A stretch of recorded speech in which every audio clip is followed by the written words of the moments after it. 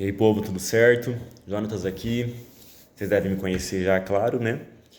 Eu vou estar começando hoje essa sequência de aulas, né? De mentoria sobre a renovação da mente. Se vocês tiverem alguma dúvida, vocês podem ir chamando ou falando no grupo. Eu acho que é uma área muito rica, sabe? Conforme eu fui caminhando, eu fui vendo o quanto que é uma área necessária. A palavra de Deus fala, né? Como você imagina em sua mente, assim é. E também lá em Romanos 12 fala que a gente só vive a vontade de Deus, que é boa, perfeita e agradável, quando a nossa mente é renovada. Então, muitos cristãos são sinceros e têm um coração, realmente se converteram, mas a sua mentalidade ainda é uma mentalidade ou mundana, ou conforme a família, conforme aquilo que aprendeu, ou uma mentalidade confusa, presa. Então, a renovação da mente, né, para a gente ter a mente de Cristo, uma mentalidade celestial, é muito importante para a gente conseguir viver os propósitos de Deus para a nossa vida. Amém? Eu coloquei lá na arte, né? E eu vou estar falando um pouco aqui alguns temas, né? Isso não é fixo, não é nada engessado, mas alguns temas que eu separei, né? O que é renovação da mente, a mente, o cérebro e o coração, quais as diferenças, né? A gente acha que mente é o cérebro, mas tem uma diferença, né?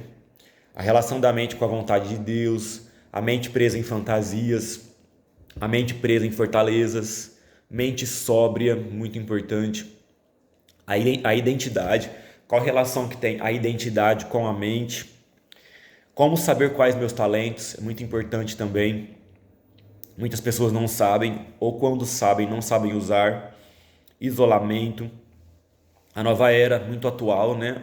O mover, né, da nova era atrapalha totalmente, ataca totalmente a nossa mente. Muitas vezes nós temos conflitos, são frequências da nova era que estão, né, nos atingindo, né?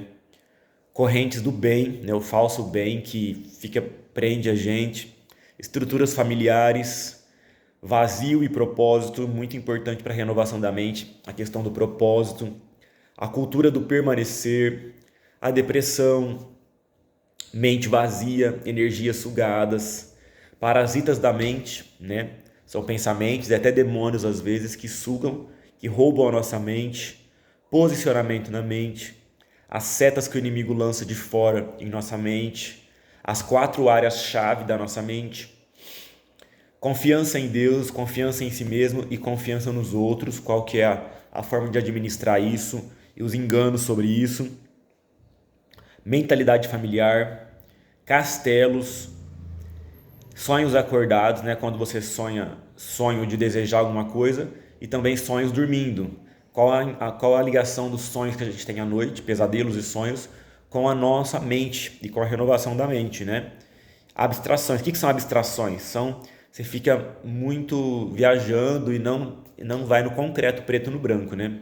Então nós temos que ser menos abstratos e mais práticos, né? Essa aula vai falar um pouco sobre a importância da praticidade. Então eu queria estar falando aqui hoje um pouco sobre a mente sóbria, a importância da gente ter uma mente sóbria. Eu quero ler aqui um texto de 2 Timóteo 4, de 1 a 5.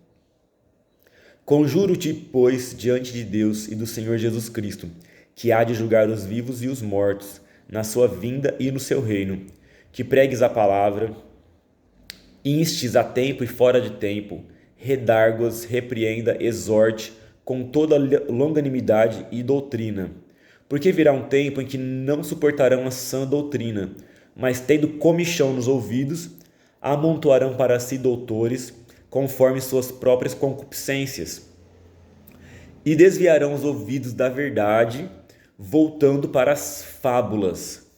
Tu, porém, seja sóbrio em tudo, sofre as aflições, faça a obra de um evangelista e cumpre plenamente o teu ministério.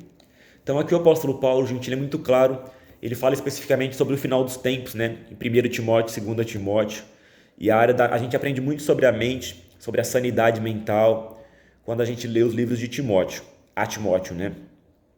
Então ele fala aqui, olha, pregue a palavra, inste a tempo e fora de tempo, ou seja, não fique esperando a oportunidade, aquela coisa que tudo se encaixa. Muita gente tem a mente roubada pelo inimigo, porque fica naquela mentalidade, né, que fica esperando tudo dar certo, a hora certa, o jeito certo, e eu estar pronto, e aquele momento que tudo vai se encaixar, e só em filme acontece isso, né?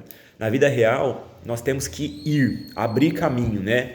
Uma mentalidade renovada, uma mentalidade liberta, ela vai, sabe? Ela abre caminho, ela rasga, e ela não fica esperando tudo estar ao favor, entendeu? Tudo favorecer, né? Repreenda, exorte com toda longanimidade e doutrina, porque virá um tempo em que não suportarão a sã doutrina. Então a gente vê isso acontecendo muito cada vez mais, né? As pessoas não suportam a sã doutrina, a doutrina pura, a palavra pura de Jesus, elas querem algo a mais. A gente vê muitos cristãos procurando muitas coisas, procurando um evangelho que esteja mais empolgante, mais encantador, aquelas palavras, ou profecias, ou pregações. Nossa, né? Que revelação, que coisa. As pessoas não suportarão a sã doutrina. Essa palavra sã, sanidade, ser sóbrio, a gente precisa prestar muita atenção nisso, porque a nossa mente ela tem que ser uma mente clara, né? Uma mente sã, que não precisa de fermento, que não precisa de aumentos, que não precisa de algo que vai inchar ela, sabe?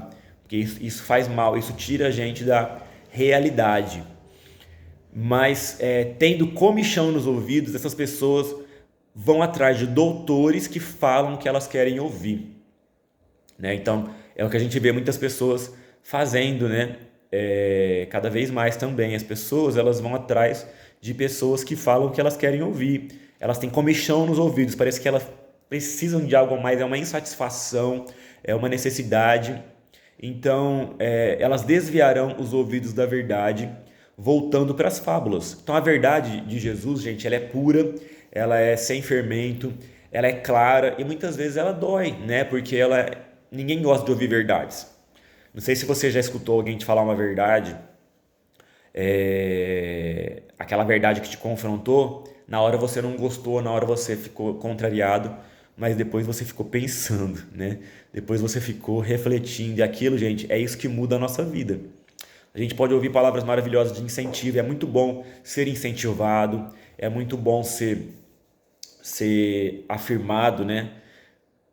Elogiado, mas eu acho que o que mais muda a gente é a questão de ouvir verdades. E a palavra de Deus, a verdade de Deus, ela só fala verdades, ela vai confrontar nossas estruturas e isso muitas vezes é duro, mas é transformador, né? Então as pessoas desviarão os ouvidos da verdade, né? O versículo 4, voltando para as fábulas. Então tem muito crente que gosta de fábulas, vai atrás de fábulas, fantasias, pregações, aquele monte de coisa, né? Que não tem nada a ver, que fantasia demais, que incrementa demais, né? A palavra inventa muita coisa que não é necessário, não traz mudança nenhuma, só traz uma empolgação temporária. É como se fosse uma droga, né? Eu creio que esses ensinos cheios de fermentos, cheios de fábulas, é como se fossem drogas. A pessoa na hora ela fica encantada, ela fica drogada, ela fica em êxtase, né? Mas depois fica pior ainda o estado dela, porque quando ela cai na realidade, você imagina, ela vai numa igreja no domingo à noite, no final de semana, aí ela ouve aquela palavra fora, acima da realidade, aquela coisa de mundo espiritual que é além do que realmente é, sabe? Aquela coisa toda fantástica. Ela fica drogada. Aí na semana seguinte ela cai na realidade no dia a dia, ela vai sofrer, muitas pessoas até desviam. Então, gente, a palavra de Deus ela é uma coisa do dia a dia. Eu creio muito que a palavra de Deus é algo para o nosso dia a dia, que tem que ser aplicado nos nossos relacionamentos, na nossa família, no nosso trabalho, no nosso dia a dia, tem que fazer parte, tem que mudar a nossa estrutura, a nossa forma de ser, a nossa forma de tratar as pessoas, a nossa forma de reagir às situações, de sentir, de reagir com o sucesso dos outros e com o fracasso dos outros e a nossa maneira de pensar, a nossa maneira de enxergar a vida, de não aceitar algo que tenta ser lançado em nossa mente, sabe? Nós temos que, no dia a dia que a palavra de Deus faz efeito e não no momento de êxtase. O que é o êxtase? Na palavra existem momentos, o apóstolo João ele teve um êxtase ali, ele foi arrebatado, ele foi na ilha de Patmos, ele foi arrebatado. Mas, irmãos, isso você vê que não é nada fora da realidade.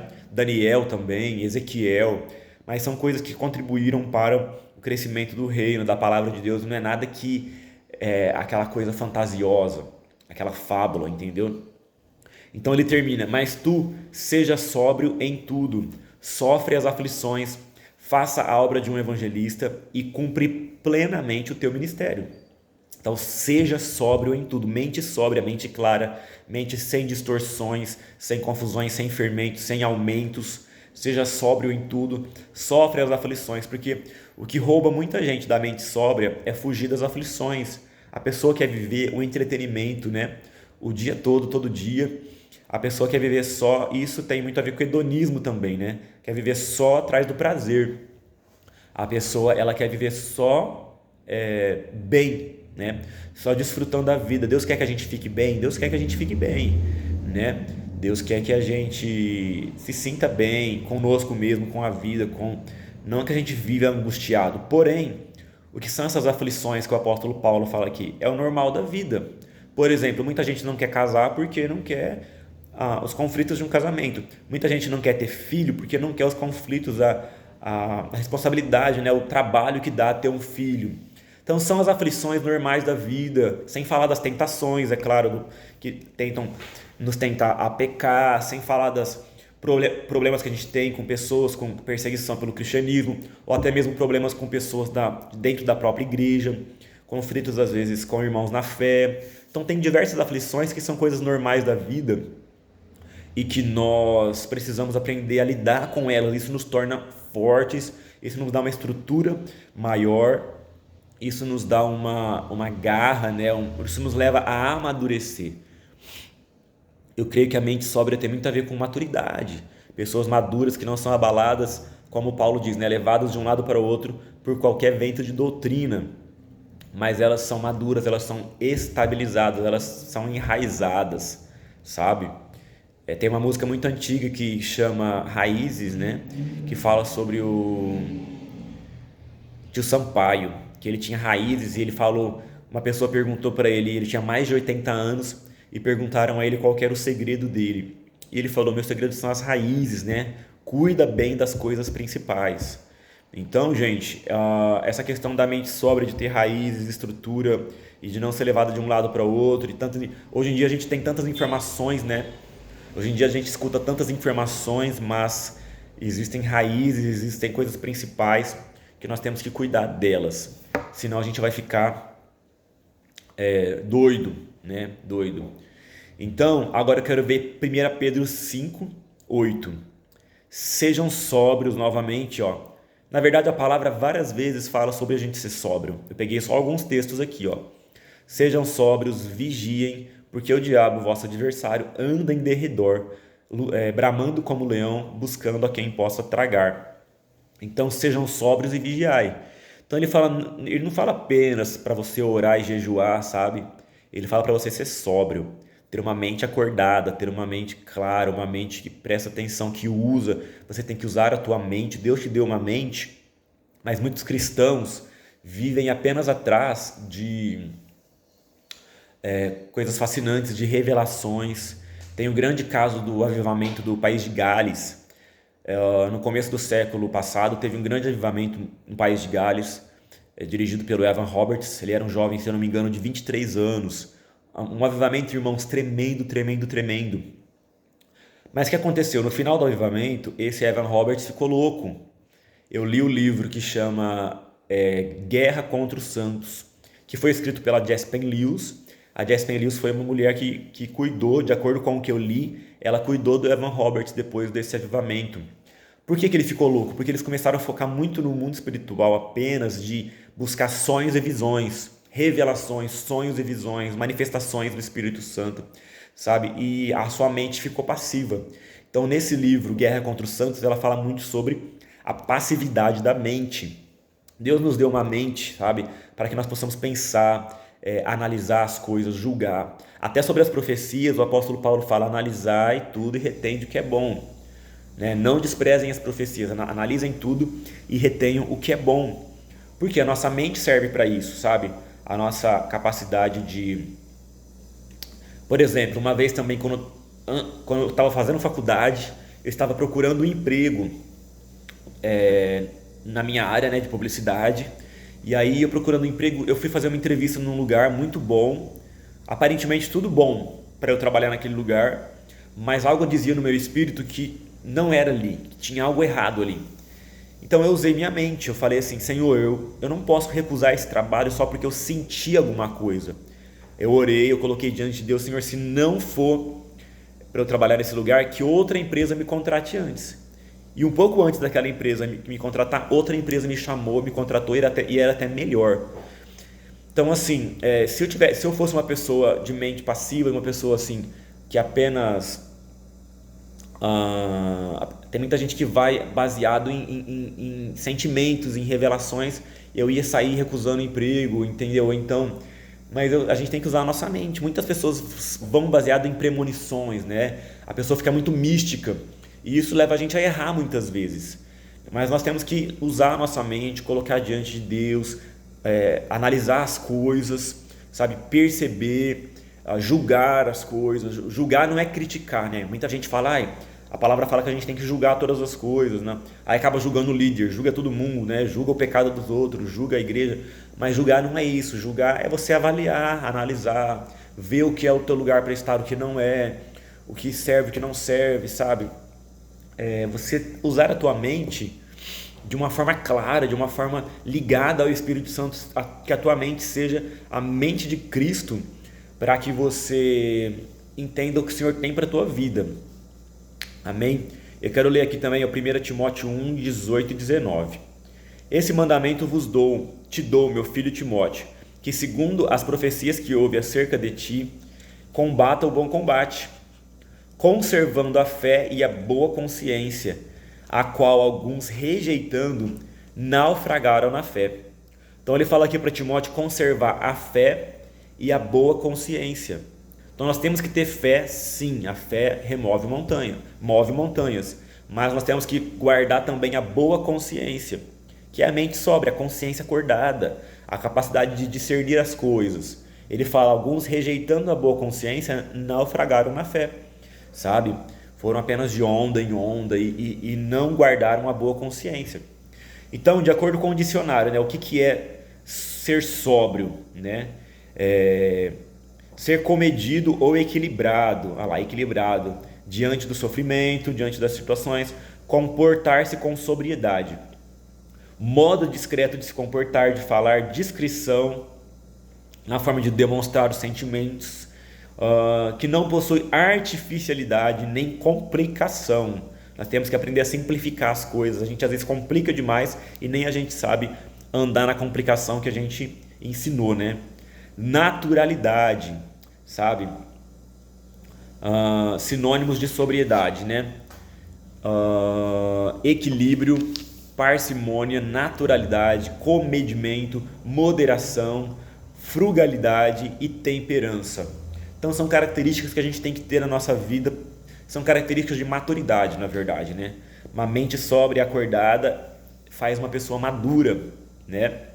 Então, como eu estava dizendo, nós não podemos ter uma mente passiva. Muitos cristãos têm uma mente passiva. É engraçado, porque muita gente, antes de converter, não era assim. Depois que se converte, ele se torna passivo, porque ele entende errado o cristianismo. Ele entrega todas as coisas para o Senhor, Deus vai fazer, Deus está no controle, o que tiver que ser feito Deus vai fazer, e a pessoa fica passiva apenas esperando. É muito perigoso isso. A pessoa fica apenas esperando o que vai acontecer. Eu já vi até desviados falando assim, não, eu estou esperando, Deus ainda vai fazer na minha vida o que tem que ser feito, Deus ainda vai me buscar, sabe? Mas, irmãos, isso não é uma característica de uma mente sóbria, nós temos que nos levantar. No livro de Isaías 52, ele fala, né? Levanta-te, sacode-te do pó, toma assento e quebra as cadeias do teu pescoço, ó cativa filha de Sião. Quando eu conheci esse versículo, eu falei, meu Deus, eu achava que a libertação de Deus era uma coisa que Deus vinha fazer por nós.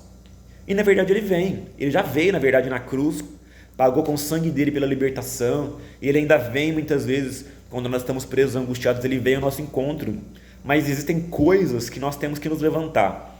Então Isaías fala, levanta-te, sacode o pó, sacode aquela poeira de você ficou parado há muito tempo, né? Igual aqueles móveis que ficam parados, cria poeira, cria, né? As cinzas também de um altar que não queima mais.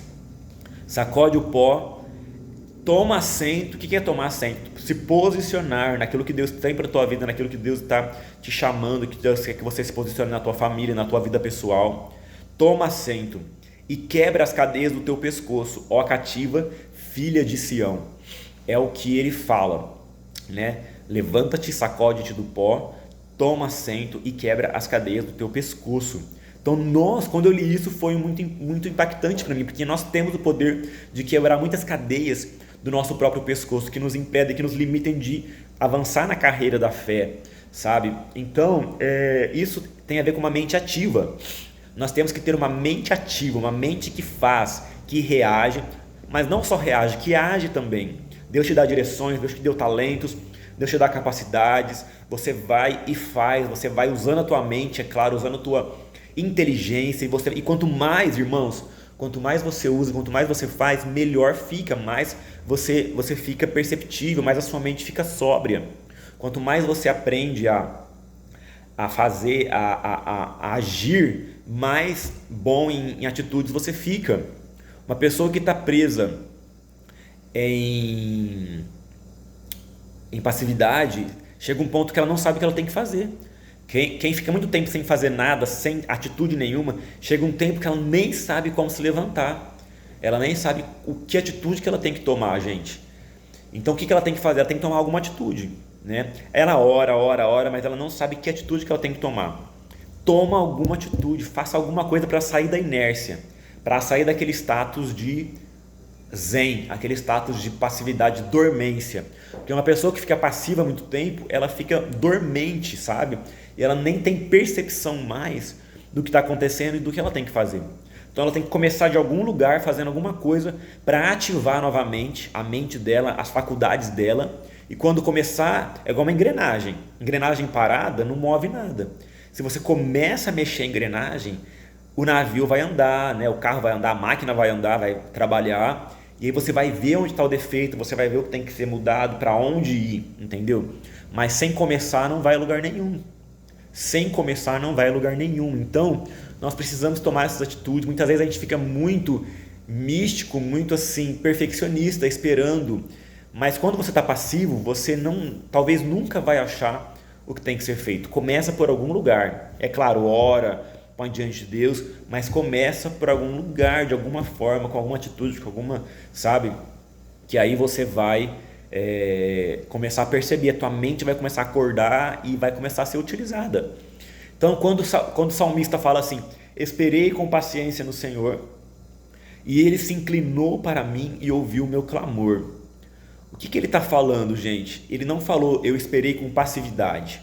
Muita gente acha que esperar com paciência no Senhor é ficar sentado, é ficar de boas, só esperando. Isso é passividade. Ele fala, esperei com paciência, ele se inclinou para mim e ouviu o meu clamor. Então, enquanto o salmista esperava, ele clamava, ele fazia alguma coisa, sabe? Ele buscava. Então, muita gente entende o esperar no Senhor de uma forma passiva, mas não é isso. Nós temos que esperar, mas fazendo o que a gente sabe. Porque talvez você não sabe, você está esperando em uma área da tua vida, mas em outra área você já está na hora de agir, sabe? Tem uma área que você não tem resposta, mas tem outras áreas que já estão nas suas mãos. Então você nunca pode ficar passivo, nós não podemos ser crentes passivos, nós temos que ser ativos na nossa vida, nas nossas atitudes, nossa comunicação, nosso chamado, em todas as áreas, sabe? Nós temos que ser ativos para plantar e para colher, sabe? Eu escrevi um livro um tempo atrás, acho que foi em 2016, que chamava Compêndio da Consciência. Esse livro, ele fala muito sobre a mente, sobre a consciência, sobre a sã consciência, né? Ele é uma alegoria, uma história ficção, mas que fala muito.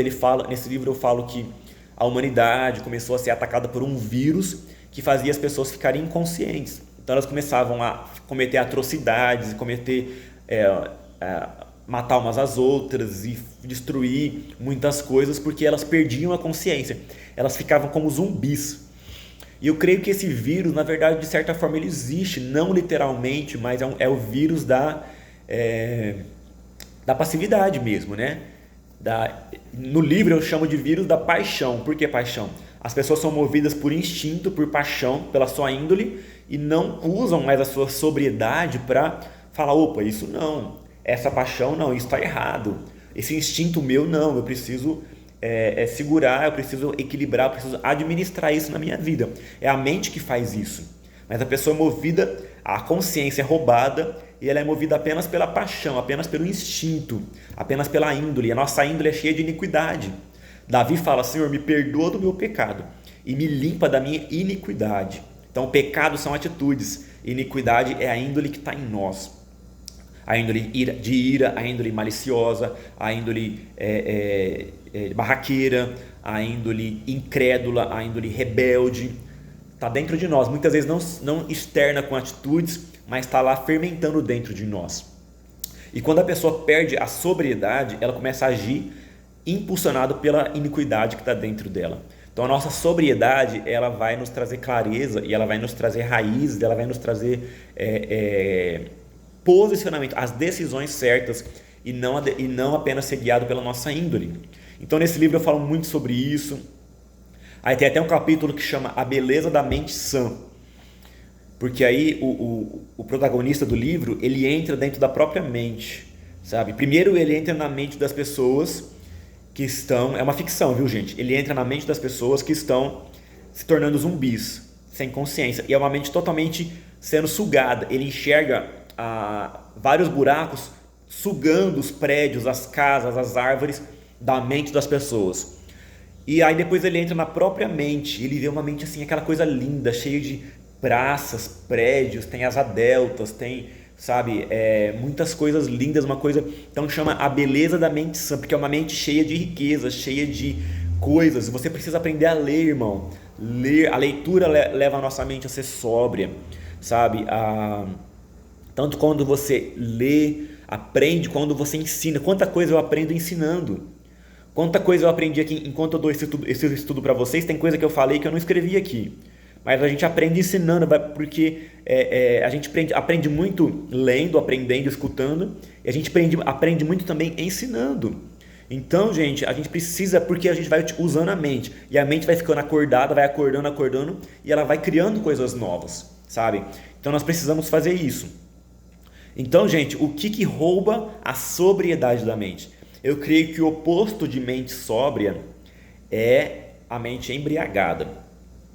E embriagado que eu falo não é só aquela questão de embriagado de vinho, de bebida alcoólica, né? O que pode embriagar a nossa mente, a nossa consciência, roubando a sobriedade?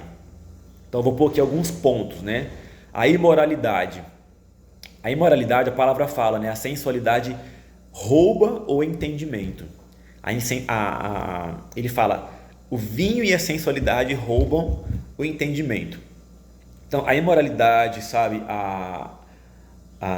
o pecado, sabe, sexual, ele rouba o nosso entendimento. Quantas pessoas, sabe, em dado ponto da vida começam a cair nessa área e não percebem mais os perigos, não percebem mais o que Deus está falando com elas, elas ficam sem entendimento, elas ficam embriagadas, sabe? Porque quantos jovens a gente vê que perdem aquela sobriedade da mente, porque a imoralidade, ela rouba o entendimento, ela rouba a sobriedade. A gente fica embriagado, entregue aos próprios sentimentos, entregue às próprias paixões, sabe? E isso não pode, né? Uma das coisas que rouba a nossa sobriedade é a imoralidade. Outra coisa, a ira. A pessoa que é motivada pela ira, ela está com muita raiva, ela está com um desejo de vingança, ela está irada, ela está com vontade de brigar, ela perde a sanidade, ela perde, muitas pessoas dizem, ela perde a cabeça, né? Por quê? Ela é motivada. Então a gente tem que aprender a administrar, a cuidar do nosso coração muitas vezes irado. Você fica irado, você quer brigar, você quer resolver na força do próprio braço, sabe? A questão da ira, da violência, a questão de você viver irado, isso faz você perder a cabeça. Você tem que agir com a tua consciência, sabe? Resolver o que tem que ser resolvido, conversar, falar o que tem que ser falado e não agir motivado pela ira, porque a ira está ali na índole, né? O desejo de fama, quanta gente faz coisa errada, perde a cabeça, perde a sobriedade, entendeu? Vai por caminhos errados pelo desejo de fama, pelo desejo de ser reconhecido. Outra coisa, a ansiedade. Na ansiedade de fazer algo acontecer, a pessoa perde a sobriedade, ela perde perde a mente, né? Ela tem uma ansiedade, ela está tão ansiosa por fazer algo acontecer que ela mete os pés pelas mãos, ela faz o que não deve, ela pega atalhos que não deveria pegar. Outra coisa, o ativismo. A pessoa que está presa no ativismo e ela... O que é ativismo? Ela faz muitas coisas porque ela quer se sentir útil, sabe?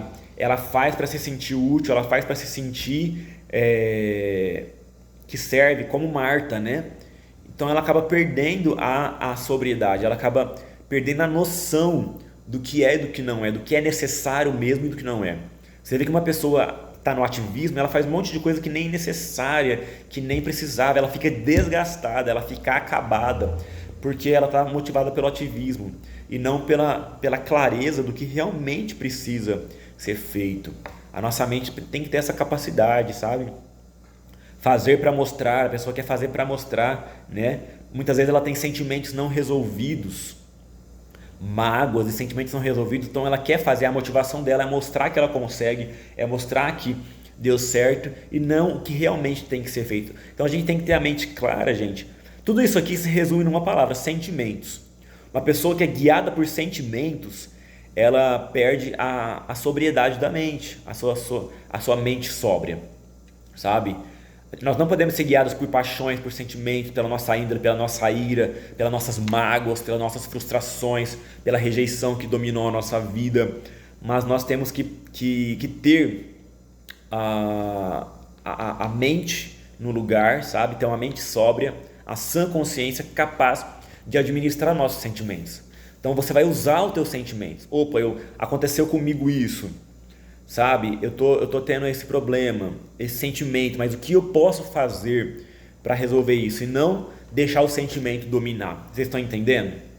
Então a nossa vida tem que ser guiada por propósito e não por sentimentos. Se você for guiado por sentimentos, você vai fazer alguma coisa, investir em algo que pode dar problema lá na frente, porque você investiu só para mostrar para alguém que você consegue, sabe? Mas quando você tem um propósito, o propósito ele é maior que o sentimento, sabe? A palavra fala: tu conservarás em paz aquele cuja mente está firme em ti, porque ele confia em ti, aquele cujo propósito está firme em ti. Então, gente, nós temos que ter propósitos. Qual que é o meu propósito? O que eu quero chegar? Qual que é o propósito que Deus tem? Nós temos que ter uma identidade e um propósito em nossa vida, para que a gente possa, a nossa mente seja cheia de propósito. Tem muitos cristãos que estão vazios, não tem propósito. Eles estão ali na igreja, eles gostam da unção, gostam da presença, eles querem ir para o céu, mas eles não foram cheios ainda de um propósito, sabe? Uma comissão. Jesus já nos deu uma grande comissão, ir de fazer discípulos, e em cima disso tem muitos propósitos que Deus pode gerar em nós.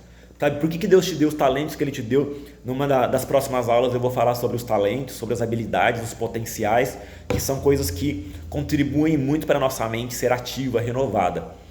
Então, qual é o teu propósito? Qual é a tua identidade? Qual é o teu propósito?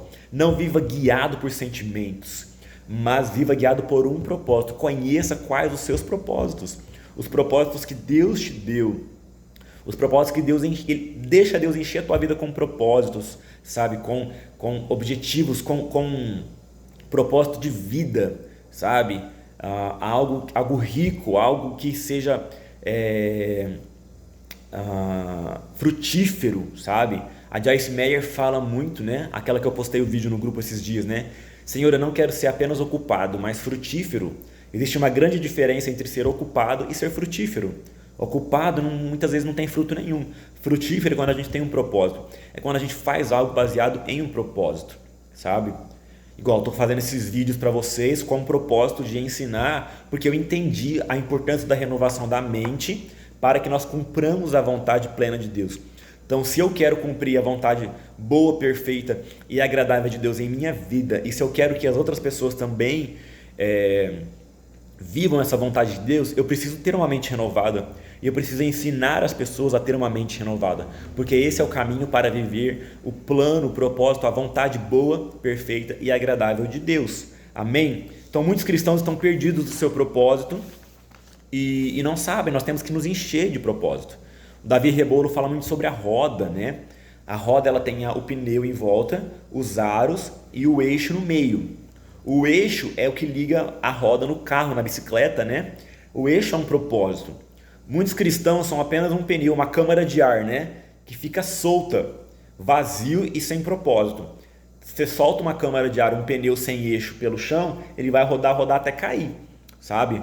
Mas quando o pneu está preso nos aros, então o pneu, né, é o que comunica com o mundo, os aros são a nossa alma, a nossa estrutura, e o eixo da roda, a parte central, é o propósito, que é ligado nas dimensões celestiais, é ligado no trono. O eixo é o que nos liga no trono, da onde a gente recebe o propósito. Então, a sua roda está ligada no carro de Jesus. Para onde Jesus dirigir, o eixo vai ser guiado. Se o seu eixo não estiver ligado em lugar nenhum, no propósito de Jesus, você vai ser uma câmara de ar solta, vazia e solta sem propósito. Então nós temos que ser uma roda ligada no eixo, que é o propósito verdadeiro, o propósito concreto do Senhor para nossas vidas. A nossa mente ligada na mente de Cristo. E Paulo fala, nós temos que ter a mente de Cristo, sabe? Então, sonhar os sonhos de Deus, planejar os planos de Deus, ser ligados com esse trono, com esse propósito, para que a nossa vida seja realmente frutífera, abençoada, né? Realizadora. Amém, irmãos? Esse foi o que eu queria, isso é o que eu queria compartilhar hoje. Espero que tenha falado com você. E eu vou estar ministrando aqui, compartilhando um assunto diferente a cada semana. Talvez eu consiga até mais um de semana. Vamos ver o que eu consigo. Mas, irmãos, que o Senhor possa enriquecer na tua vida. Eu quero orar por você agora. Pai, em nome de Jesus, eu oro por cada irmão, por cada um que está acompanhando essa aula, que assistiu, que o Senhor venha trazer rema no coração, na mente de cada um sobre a palavra, sobre a verdade, sobre a sã consciência, Pai, sobre a mente sóbria, que eles tenham, Pai, uma mente ativa e não uma mente passiva, Senhor. Leve eles a ter a mente de Cristo. Eu declaro, Pai, que toda fortaleza, todo sofisma e toda altivez que se levanta contra o conhecimento de Deus caiam da vida deles, que as armas do Senhor, que a presença, o fogo do Senhor, a tua verdade venha trazer transformação de mente, renovação de mente, Senhor, em nome de Jesus.